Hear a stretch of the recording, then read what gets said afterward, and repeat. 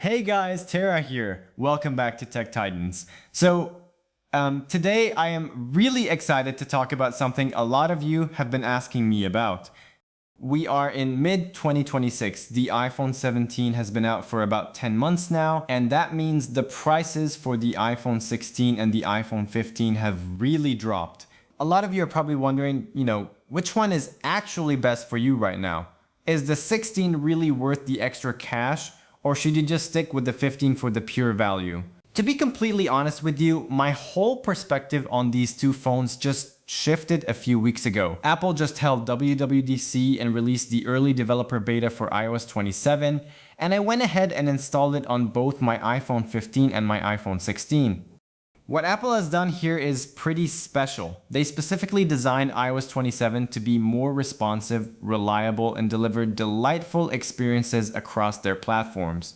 And honestly, even though it's an early beta, it is running so well. But the biggest thing, and this changes my entire buying recommendation, is the new Siri and Apple Intelligence. Before iOS 27, I was that guy telling you, yeah, you really don't need to upgrade your iPhone just for Apple Intelligence. Back on iOS 26, it was just okay. But now, Apple has completely matured the AI. It actually rivals what competitors like Google Pixel and Samsung are doing. And having that on-device processing on the 16 is a massive privilege that the 15 just completely misses out on.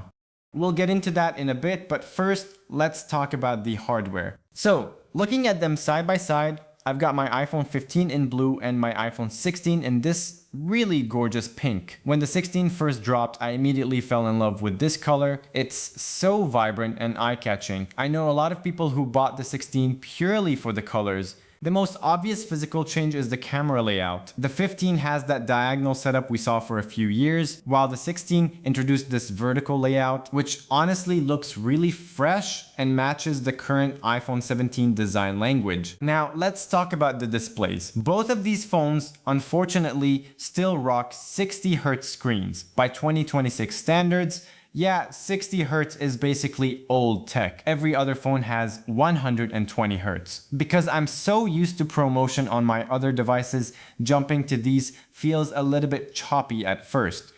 I'm not saying they are slow, they're just not that buttery smooth animation you get with ProMotion. But here is where iOS 27 comes in. Apple somehow made the OS just fundamentally faster. There are reports that iOS 27 makes your iPhone faster in like 40 different ways, and you can actually feel it. After about 30 minutes of using both of these on iOS 27, my eyes just adapt. It feels significantly more fluid and optimized than it did on iOS 26. Visually, they both still use that liquid glass design language introduced last year, but iOS 27 makes it feel more mature. The battery icon got a really nice refresh, and in the settings, there's a new appearance menu where you can literally adjust a slider to change the liquid glass intensity from clear to tinted based on what you prefer. It's a small touch, but it's really cool. Alright, let's talk day-to-day performance. My iPhone 15 is basically my backup phone now. I've had it since October 2024, so it's nearly 2 years old. Battery health is at 98% with over 200 cycles, which is honestly surprisingly good. It mostly sits on my desk for testing betas or casual gaming, but when I do use it for a full day of scrolling Safari and YouTube on Wi-Fi, it holds up. I take it off the charger at 9 AM and it usually hits 20% around 9 PM, so almost a full active day. Performance-wise, the 15 is still decent. On the iOS 27 beta, I ran Geekbench 6 and got 2,668 single-core and 6,645 multi-core. Apps open quick, but it only has 6 GB of RAM. For 2026, 6 GB is the absolute bare minimum. When I compare it to older 4 GB iPhones, it's way better, but if you push it with heavy multitasking, you will see apps reloading. Moving over to my iPhone 16, I've been using this since May 2025. Battery health is a perfect 100% with about 140 cycles. I use this as my secondary device for everything, even heavy gaming like Assassin's Creed Mirage.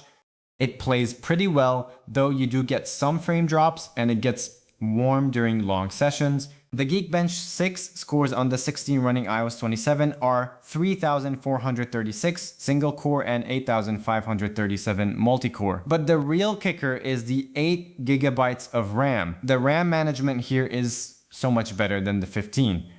It handles modern demanding apps comfortably without constantly refreshing in the background. Okay, we need to talk about the real gap between these two phones. And yeah, it's Apple Intelligence. The iPhone 15 does not support it. The cutoff is the 15 Pro. Like I said at the start, I used to tell people not to worry about missing out on AI, but iOS 27 completely changed the game. On the iPhone 16, Siri is profoundly more capable now. We finally have a dedicated Siri app on the home screen as a dedicated app that acts like a full chatbot, similar to the ChatGPT app.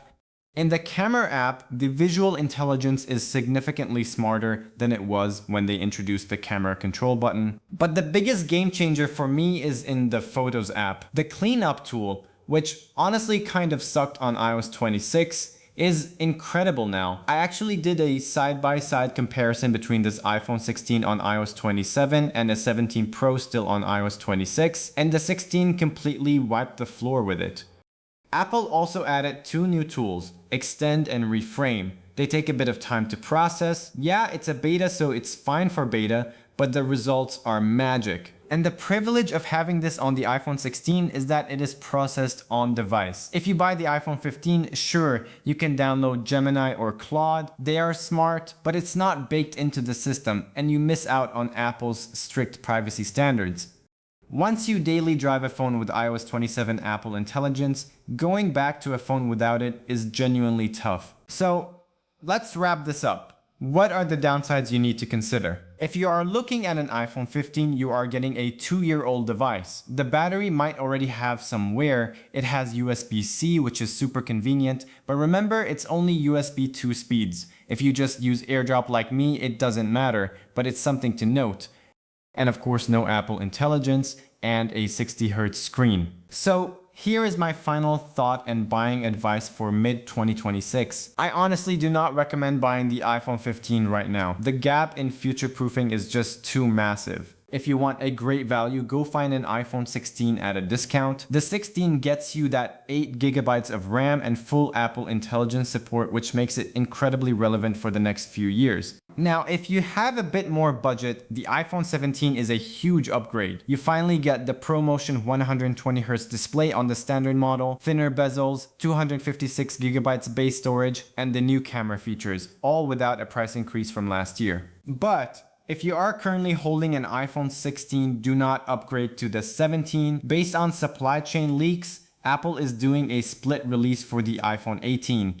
The 18 Pro and the new foldable are coming this September, but the standard iPhone 18 is delayed until spring 2027 to compete with Android flagships. So if you have a 16, just hold on to it, enjoy iOS 27, and wait for the 18 next spring. Alright guys, I hope this helps clear up some confusion if you're in the market for an upgrade right now. Let me know down in the comments which one you are leaning towards. Thanks for watching, and I'll see you in the next one.